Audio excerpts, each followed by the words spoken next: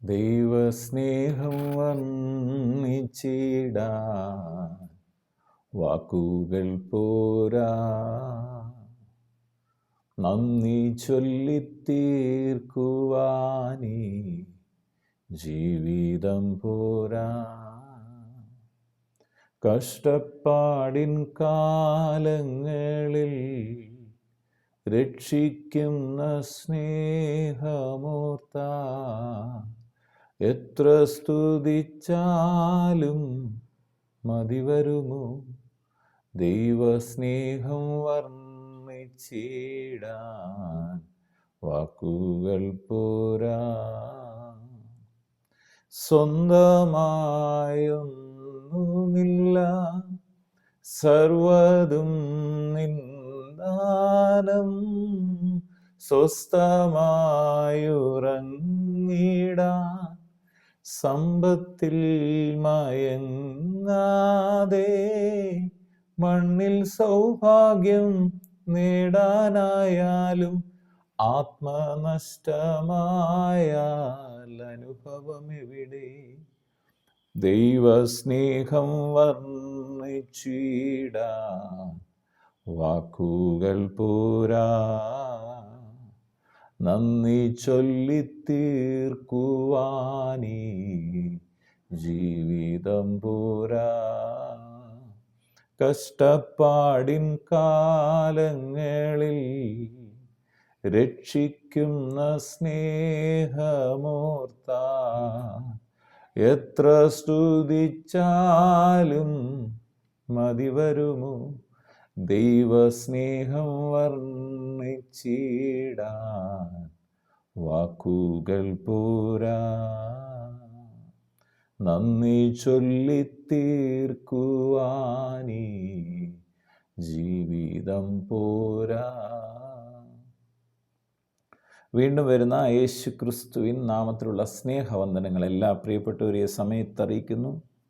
അപ്പോസ്തലനായ പൗലോസ് കൊരിന്ത്യർക്ക് എഴുതിയ 1-ാം ലേഖനം 13-ാം അധ്യായം 8-ാം വചനം ഇങ്ങനെ പറയുന്നു: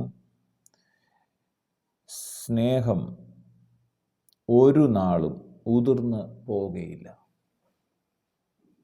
സ്നേഹം ഒരിക്കലും നഷ്ടമാവത്തില്ല. എന്നെ കേൾക്കുന്ന പ്രിയപ്പെട്ടവരെ, ഞാനും നിങ്ങളും ഈ ഭൂമിയിൽ ജീവിച്ച് തീർക്കുന്നത്രയും കാലത്തിൽ നമ്മൾ ഒരാളോട് പെരുമാറുമ്പോൾ, ഇടപെടുമ്പോൾ ദൈവസ്നേഹത്തിൽ അവരോട് ഇടപെട്ടാൽ അതൊരിക്കലും മറക്കത്തില്ല. അവർ ആ ദൈവസ്നേഹം ഒരു നല്ല ഓർമ്മയായി നിലനിൽക്കും. അതുകൊണ്ട് വിശുദ്ധ വേദോസ്തവം നമ്മെ പഠിപ്പിക്കുന്ന സ്നേഹം അതിശ്രേഷ്ഠമായ ഒരു വരമാണ് എന്ന് പറഞ്ഞാൽ ഇത് നമുക്ക് സ്വയമേ പ്രാപിക്കാൻ കഴിയത്തില്ല, നമ്മളിലില്ല. എന്നാൽ ദൈവത്തിൽ സ്നേഹമുണ്ട്. ദൈവം സ്നേഹം തന്നെയാണ്. പരിശുദ്ധാത്മാവിൻ്റെ ഫലങ്ങൾ പറയുമ്പം പറയുകയാണോ ഒന്ന് സ്നേഹം, സന്തോഷം, ഇങ്ങനെ പോകുന്നത്. അപ്പോൾ സ്നേഹമാണ് അതിപ്രധാനപ്പെട്ട ഫലം. നമ്മുടെ ഫലമല്ല, പരിശുദ്ധാത്മാവിൻ്റെ ഫലമാണ്. അഥവാ പരിശുദ്ധാത്മാവ് നമുക്ക് നൽകുന്ന വരം എന്ന് വേണേൽ അതിനെ പറയാം. സ്നേഹം അത് വെറും വരം എന്ന് നമ്മൾ പറയരുത്, അതിശ്രേഷ്ഠമായ വരം. ഈ സ്നേഹം ഏത് മഹാഭാവിയും അവരെ വിടുതലിലേക്ക് നയിക്കാൻ ഉപകാരമായി തീരുന്നു. അതാണ് പിതാവാം ദൈവം തൻ്റെ ഓമനപുത്രനായ യേശു ക്രിസ്തുവിൻ്റെ കാൽവറി ക്രൂശിൽ ചൊരിഞ്ഞ രക്തത്തിലൂടെ, പിതാവ് നമ്മോട് കാണിച്ച സ്നേഹത്തിലൂടെ ഇത് മുഴു ലോകത്തെയും രക്ഷിക്കുന്ന ഒരു പദ്ധതിയായി തീർന്നു. അവിടെ സ്നേഹത്തെക്കുറിച്ചാണ്, സ്നേഹം അതിശ്രേഷ്ഠമായ വരം, അതിനെക്കുറിച്ചാണ് ഈ ഭാഗത്ത് പറയുന്നത്. ഇവിടെ പറയുമ്പോൾ ആദ്യം പറയുന്നത് സ്നേഹത്തിൻ്റെ പ്രത്യേകതകളാണ്. എനിക്ക് സ്നേഹം ഇല്ലെങ്കിൽ എന്തൊക്കെയാണ് ഒരു മനുഷ്യൻ്റെ അവസ്ഥ എന്നുള്ളതാണ് 1 മുതൽ 4 വരെയുള്ള വാക്യങ്ങൾ പറയുന്നത്. ഞാൻ മനുഷ്യരുടെയും ദൂതന്മാരുടെയും ഭാഷകളിൽ സംസാരിച്ചാലും, ഇനി മനുഷ്യരുടെയും ദൂതന്മാരുടെയും ഭാഷയിൽ ഞാൻ സംസാരിച്ചാലും, എനിക്ക് സ്നേഹമില്ലെങ്കിൽ ഞാൻ മുഴങ്ങുന്ന ചെമ്പോ ചിലമ്പുന്ന കൈത്താളമോ അത്രേ. നമ്മൾ കൈത്താളമൊക്കെ കണ്ടിട്ടുണ്ടാകും. അത് പൊട്ടിക്കഴിഞ്ഞാൽ അതിൽ നിന്ന് വരുന്ന ശബ്ദം ചിലമ്പുന്നതായിരിക്കും. സ്നേഹമില്ലാത്ത അവസ്ഥയിൽ ഈ അപ്പം തന്നെ പറയുകയാണ് മുഴങ്ങുന്ന ചെമ്പ്. പഴയ കാലത്തൊക്കെ ഓരോ ഭവനങ്ങളിൽ വലിയ ചെമ്പുണ്ടായിരുന്നു. ആ ചെമ്പ് ആൾക്കാർ അങ്ങോട്ടും ഇങ്ങോട്ടും നടന്നു പോകുമ്പോൾ അതിൽ നിന്ന് ശബ്ദം വരും. ഇവരുടെ കാലോ കയ്യോ തട്ടിയ വലിയ മുഴക്കം വരും. എന്നാൽ ഈ ചെമ്പിനകത്ത് നിറച്ച് നെല്ലിട്ട് കൂട്ടി വെച്ചിരിക്കുന്ന സമയത്ത് കാല് തട്ടിയാൽ കാലിന് വേദനയെ വരത്തുള്ളൂ, വലിയ സൗണ്ട് വരത്തില്ല. അതുപോലെ ഈ എന്ത് പാത്രമാണോ അതിനകത്ത് നിറഞ്ഞിരിക്കുന്ന അവസ്ഥയിൽ തട്ടിയാൽ ശബ്ദമില്ല. അതുപോലെ കുടുംബജീവിതത്തിൽ സ്നേഹം നിറഞ്ഞു നിൽക്കുകയാണെങ്കിൽ ആ വലിയ ശബ്ദം മറ്റുള്ള നാട്ടുകാർ കേൾക്കത്തില്ല. കുടുംബജീവിതത്തെക്കുറിച്ച് ഇങ്ങനെ പറയാറുണ്ട്. ആദ്യ ദിനങ്ങളിൽ ഭർത്താവ് പറയുന്ന മുഴുവൻ ഭാര്യ കേൾക്കുന്നു, രണ്ടാം ദിനങ്ങളിൽ ഭാര്യ പറയുന്ന മുഴുവൻ ഭർത്താവ് കേൾക്കുന്നു, മൂന്നാം ദിനങ്ങൾ തമാശയ്ക്ക് പറയുന്ന ഭാര്യയും ഭർത്താവും കൂടെ പറയും, നാട്ടുകാർ കേൾക്കും. അവിടെ സ്നേഹമില്ലാത്ത അവസ്ഥയാണ്. സ്നേഹമില്ലെങ്കിൽ വലിയ ശബ്ദവും കോലാഹലവും അഭിപ്രായ വ്യത്യാസങ്ങളും ഭിന്നതകളും. എന്നാൽ സ്നേഹം ഇതിന് നടുവിൽ വന്നാലോ എല്ലാം ക്വയറ്റാവും. ഒരാൾ മറ്റൊരാളെ സ്നേഹിക്കുമ്പോൾ അവിടെ പറയുകയാണ്, എനിക്ക് സ്നേഹമില്ലെങ്കിൽ ഇതേപോലെ ഞാൻ മുഴങ്ങുന്ന ചെമ്പ് പോലെയാണ്, അല്ലെങ്കിൽ ചിലമ്പുന്ന കൈത്താളം പോലെയാണ്. എനിക്ക് പ്രവചനവരമുണ്ടായിട്ട് സകല മർമ്മവും സകല ജ്ഞാനവും ഇനി ഞാൻ ഗ്രഹിച്ചാലും മലകളെ നീക്കുവാൻ തക്കണം വലിയ വിശ്വാസം ഉണ്ടായാലും സ്നേഹമില്ലെങ്കിൽ എനിക്ക് ഏതുമില്ല, എനിക്ക് അതിനകത്തും കൊണ്ട് ഒരു പ്രയോജനമില്ല. എന്നിട്ട് പറയാം, എനിക്കുള്ളതെല്ലാം ഞാൻ അന്നദാനം ചെയ്താലും, എനിക്കുള്ള മുഴുവൻ അങ്ങ് അന്നദാനം ചെയ്താലും, എൻ്റെ ശരീരം ഇനി ചുടുവാൻ ഏൽപ്പിച്ചാലും സ്നേഹമില്ലെങ്കിൽ എനിക്ക് പ്രയോജനമില്ല എന്നാ പറയാം. ഇനിയും സ്നേഹം വരുന്ന അവസ്ഥ എന്തൊക്കെയാണ്, സ്നേഹം വന്നാൽ നാം എന്താണ് ചെയ്യുന്നതെന്നുള്ളതാണ് 5 മുതലുള്ള വാക്യങ്ങൾ പറയുന്നത്. സ്നേഹം ദീർഘമായി ക്ഷമിക്കുന്നു. അപ്പം നമ്മൾ ആരോടെങ്കിലും ക്ഷമിക്കുന്നുണ്ടോ ഓർത്തോണ്ട് നമുക്ക് അവരോട് സ്നേഹം വന്നതുകൊണ്ടാണ്, ദൈവം നമ്മളിൽ വന്നതുകൊണ്ടാണ്. അല്ലേ നമുക്ക് ക്ഷമിക്കാൻ കഴിയത്തില്ല. ഏറ്റവും പ്രയാസമുള്ള കാര്യം ക്ഷമിക്കുക എന്നുള്ളതാണ്. നമുക്ക് എങ്ങനെ ക്ഷമിക്കാൻ പറ്റും? ദൈവസ്നേഹം നമ്മളിൽ വന്നാൽ നമ്മൾ സ്നേഹിച്ചു പോകും. നമ്മൾ സ്നേഹിക്കുകയല്ല, ദൈവം നമ്മളിരുന്ന് സ്നേഹിക്കുക. ഒരു ഹല്ലേലൂയ പറയാം. സ്നേഹം ദീർഘമായി ക്ഷമിക്കുകയും ദയ കാണിക്കുകയും ചെയ്യും. എന്നിട്ട് പറയാണ്, സ്നേഹം എന്തു ചെയ്യുന്നില്ല? സ്പർദ്ധിക്കുന്നില്ല, സ്നേഹം നിഗളിക്കുന്നില്ല, സ്നേഹം ചീർക്കുന്നില്ല, അയോഗ്യമായി നടക്കുന്നില്ല, സ്വാർത്ഥം അന്വേഷിക്കുന്നില്ല,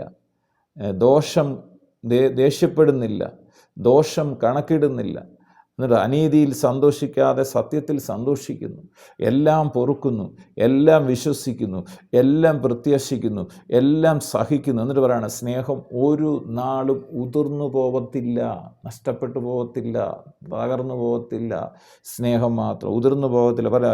പ്രവചനപരമോ അത് നീങ്ങിപ്പോകും, ഭാഷാപരമോ അത് നിന്നുപോകും, ജ്ഞാനമോ അത് നീങ്ങിപ്പോകും. ഇതൊക്കെ അതിൻ്റെ സമയങ്ങളിൽ പരിശുദ്ധാത്മാവ് നമുക്ക് തരുന്നതാണ്. ഭാഷാപരമായിക്കോട്ടെ, പ്രവചനപരമായിക്കോട്ടെ, ഇതൊക്കെ അതിൻ്റെ ടൈമിൽ നിന്നു പോകും, അതിൻ്റെ ആവശ്യ സമയങ്ങൾ ഉപയോഗിക്കുന്ന. സ്നേഹം ഒരു നാളും ഉതിർന്നു പോകത്തില്ല. നിങ്ങളൊരു വിശ്വാസിയാണ്, നിങ്ങൾക്ക് ഭാഷാപരം നല്ലതാണ്, നിങ്ങൾക്ക് പ്രവചനം നല്ലതാണ്, ജ്ഞാനം നല്ലതാണ്. പക്ഷേ ഇതെല്ലാം അതാത് കാലഘട്ടങ്ങളിൽ വേണ്ടിയ അവസ്ഥകളിൽ പരിശുദ്ധാത്മാവിൽ നമ്മളിൽ വന്ന് പ്രവർത്തിക്കുകയാണ്. എന്നാൽ പരിശുദ്ധാത്മാവിൽ നമ്മളിൽ വന്ന് പ്രവർത്തിക്കുന്ന വരം സ്നേഹം അതൊരു നാൾ ഉതിർന്നു പോകാൻ പാടില്ല, ഒരു നാൾ മാറിപ്പോകാൻ പാടില്ല.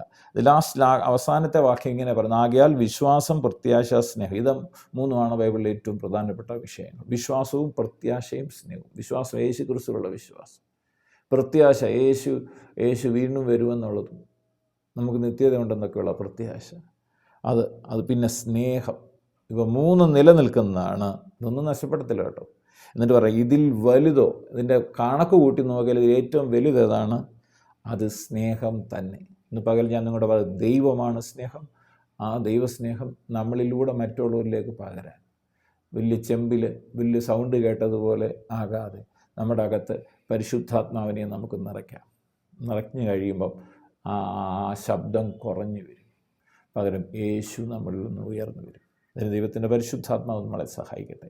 പിതാവെ, പ്രാർത്ഥിക്കുന്നു യേശു ക്രിസ്തുവിൻ നാമത്തിൽ ഇന്ന് വചനം കേൾക്കുന്ന എല്ലാ പ്രിയപ്പെട്ടവർക്കു വേണ്ടി പ്രാർത്ഥിക്കുമ്പോൾ, കർത്താവെ, സ്നേഹം ഒരു നാളും ഈ പ്രിയപ്പെട്ടവരിന്ന് ഉതിർന്നു പോകാതിരിക്കട്ടെ.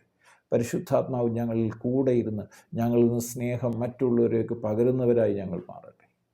ഞങ്ങളുടെ പാത്രങ്ങൾ സ്നേഹം കൊണ്ട് നിറഞ്ഞ് കവിയട്ടെ.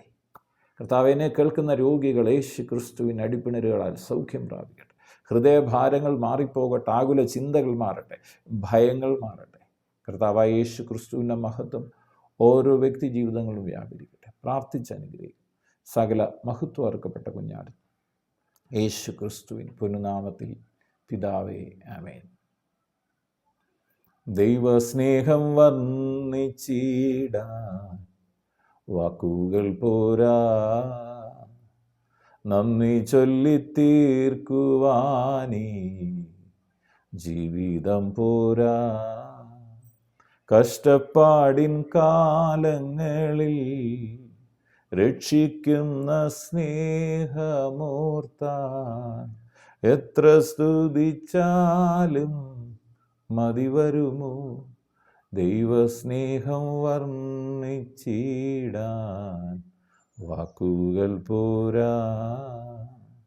നന്ദി ചൊല്ലിത്തീർക്കുവാനീ ജീവിതം പോരാ.